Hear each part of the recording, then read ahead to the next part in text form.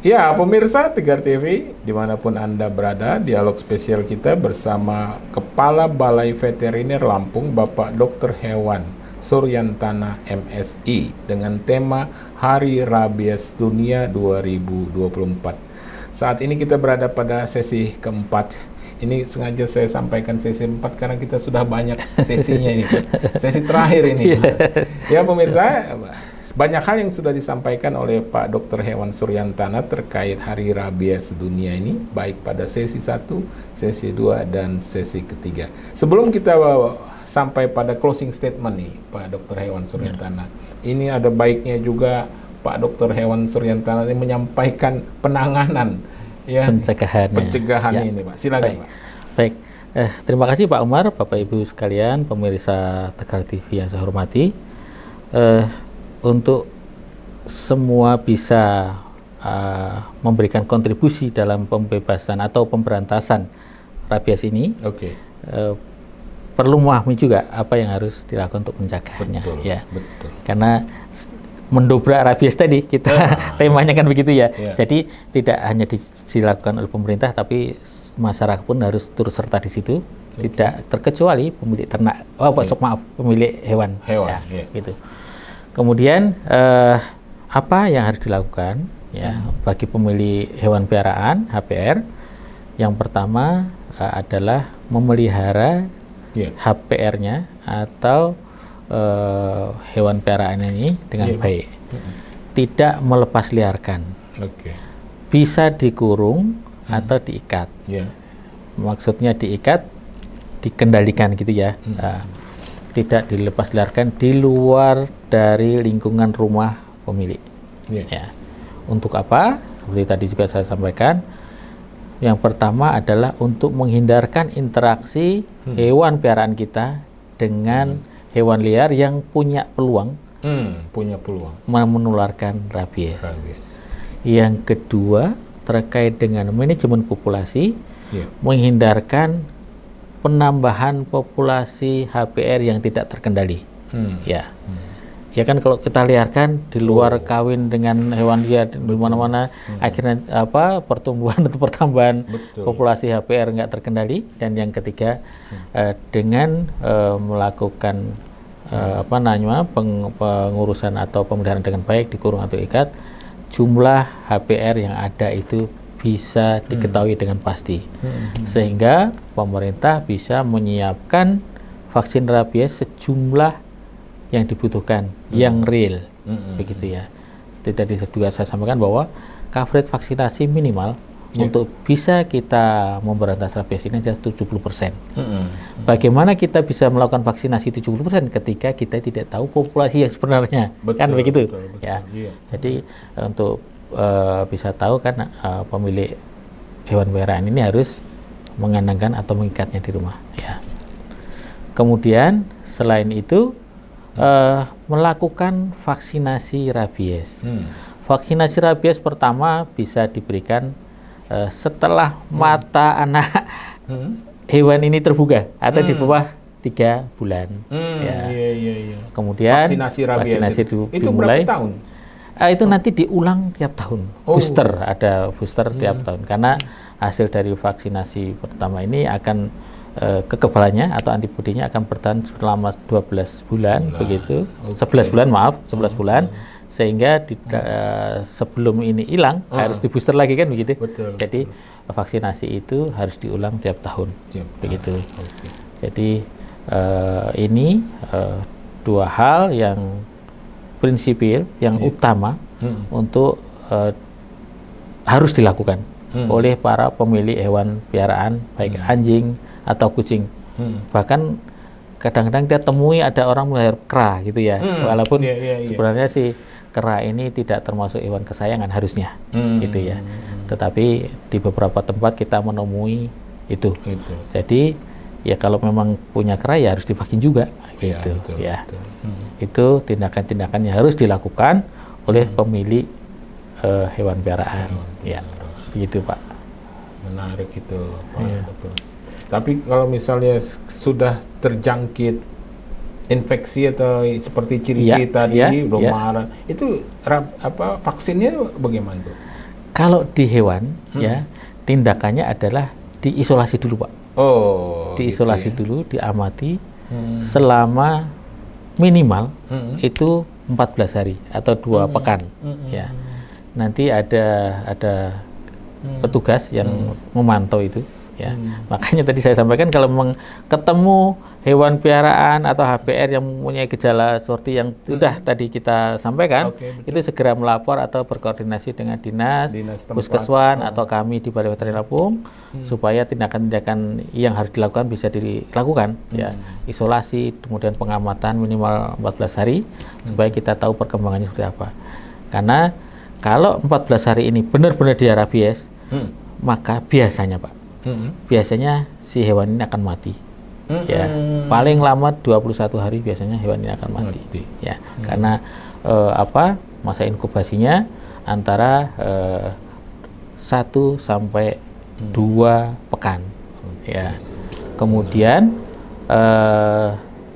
kalau memang setelah diisolasi tidak menunjukkan gejala atau hilang gejalanya, kan boleh juga mungkin kalau tadi galaknya itu karena habis beranak. Kan kadang-kadang gitu Pak, anjing kucing itu kalau habis beranak kan galak dia, ya kan? Ya. Jadi boleh jadi bukan agresif tadi karena habis beranak, bisa juga gitu.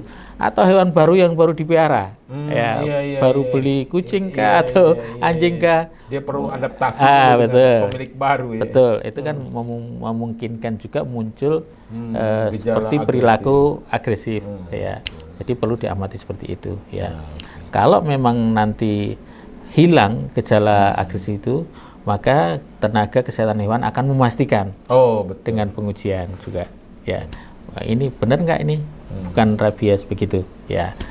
Kemudian kalau ternyata 2 pekan itu mati, ya, nanti bisa berkoordinasi dengan kami untuk kami lakukan pengujian juga, pengujian di hewan yang mati ini akan kami uji otaknya, kami periksa apakah ini rabies atau bukan, ya.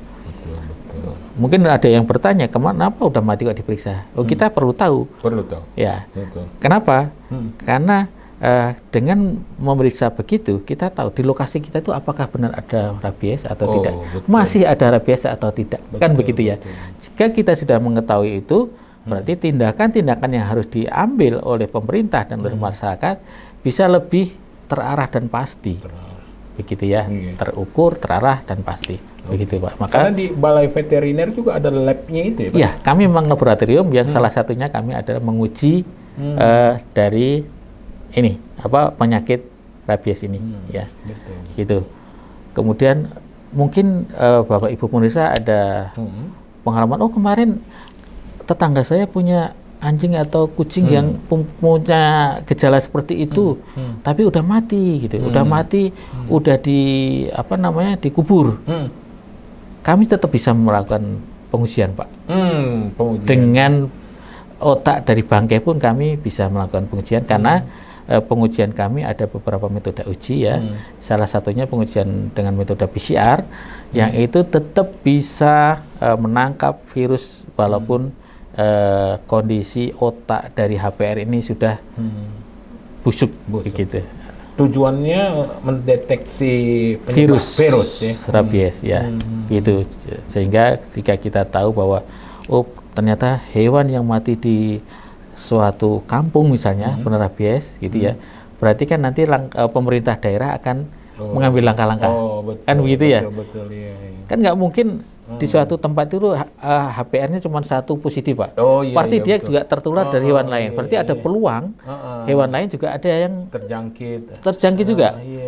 Juga ada peluang hewan yang mati ini sebelum mati gigit yang lain. Kan betul, begitu kan? Betul. Berarti ada ada informasi sebagai referensi untuk melakukan tracing. Salah satunya itu Pak. Makanya perlu walaupun hewannya sudah mati harus tetap diperiksa untuk memastikan begitu ya. Kalau memang hewan yang mati ini mempunyai gejala-gejala rabies sebelum mati. Gitu Pak. Menarik ini. Ya Pak Dr. Hewan Suryantana, ini karena kita berada pada penghujung sesi keempat nih, closing statementnya untuk masyarakat, untuk puskeswan dan sebagainya. Baik. Terima kasih Pak Umar.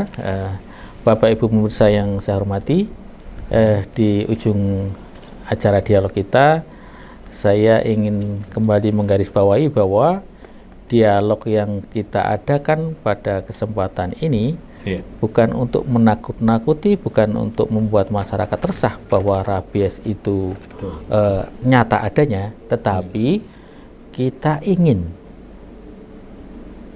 perbincangan ini akan menggugah dan meningkatkan kepedulian, kewaspadaan masyarakat terhadap kasus rabies, penyakit rabies yang sebenarnya adalah penyakit yang sangat mematikan dan sangat berbahaya. Dan juga kita ingin mengadvokasi pada program-program atau kegiatan-kegiatan untuk pemberantasannya. Ya, seperti tema peringatan rabies tahun ini, Hari Rabies di sedunia tahun ini adalah mendobrak batas rabies. Ya, sehingga harapannya apa? Dengan meningkatnya kesadaran, kepahaman, dan kepedulian masyarakat, semuanya bisa melakukan aktivitas-aktivitas untuk pemberantasan ini sesuai dengan kapasitasnya. Pemilik hewan bisa melakukan langkah-langkah untuk pemberantasan dengan apa? Dengan tadi yang sudah saya sampaikan, memelihara dengan baik, tidak dilepas liarkan, melakukan vaksinasi, misalnya begitu ya. Pemerintah daerah, kemudian lembaga-lembaga kesehatan bisa merencanakan, menyusun program maupun kegiatan yang pasti untuk pemberantasannya, begitu. Kemudian bagi kami sendiri, laboratorium veteriner yang kami tugasnya adalah melakukan pengujian untuk diagnosa penyakit, kami juga terus aktif melakukan surveillance, terus aktif melakukan respon-respon ketika memang ada laporan-laporan kejadian rabies atau suspek, kecurigaan terhadap rabies, begitu. Jadi kita tidak ada batasan sektoral lagi, tapi kita harus berkolaborasi, kita harus bekerja sama untuk melakukan tindakan-tindakan pemberantasan sesuai dengan kapasitas kita masing-masing dan sesuai dengan tugas pokok fungsi masing-masing. Begitu Pak Umar. Terima kasih nih Pak Dr. Hewan Suryantana MSI nih, Kepala Balai Veteriner. Oh, izin Pak Umar. Oh, silakan. Izin saya menyampaikan nomor call center kami. Oh iya, iya betul, ya, betul. Supaya begini, Bapak Ibu sekalian pemirsa yang saya hormati, supaya memudahkan Bapak Ibu ketika menemui HPR dengan gejala yang mengarah ke rabies untuk berkomunikasi dengan kami, ya. Mohon izin saya sebutkan nomor call center kami 0813 79 23 01 95. Saya ulangi sekali lagi, 0813 79 23 01 95. Ya. Ini call center kami aktif 24 jam Pak Umar. Gitu ya. Jadi 0813 79 23 01 95. Ya. Ini aktif 24 jam ya. Dan kami akan dengan senang hati melayani kontak, melayani laporan maupun informasi dari masyarakat yang mengontak di nomor ini. Begitu. Menarik, ya. Itu menarik. Jadi kalau ada HPR, ditemukan HPR yang dicurigai suspek menderita rabies, ini kontak ke call center tadi. Ya. Silahkan kontak ke call center kami, atau kalau di tempat Bapak Ibu ada puskeswan, silahkan ke puskeswan, ke dinas juga. Kemudian kami, ini tadi saya sampaikan, kami punya niatan untuk membackup, untuk memberikan advokasi ke semua pihak begitu ya, untuk melakukan tindakan-tindakan pemberantasan ini dan diagnosa khususnya. Ya. Iya, ini terima kasih. Yang terima kasihnya bukan hanya Tegar TV nih Pak, masyarakat juga terima kasih Pak atas informasi yang disampaikan Pak Dr. Hewan Suryantana. Semoga bermanfaat sekali. Semoga bermanfaat Pak. Pencegahan rabies itu Pak. Mudah-mudahan Provinsi Lampung aman Pak. Amin. Ya. Oke, pemirsa Tegar TV dimanapun Anda berada, tak terasa waktu juga yang akan memisahkan kita. Saya sebagai pembawa acara mohon diri, mohon pamit, dan mohon maaf jika ada salah kata. Tapi saya ingatkan sebelum ditutup, pemirsa, pada hari Minggu nanti akan ada vaksinasi rabies Ya. gratis. Ya. Jadi pemirsa bisa datang dengan membawa hewan peliharaan. Ya. Ya. Baik Anjing, kucing kucing, dan anjing dan kucing. Ya. Demikian pemirsa, saya tutup. Billahi taufik wal hidayah. Wassalamualaikum warahmatullahi wabarakatuh. Waalaikumsalam warahmatullahi wabarakatuh. Menarik. Ya, terima kasih, Pak.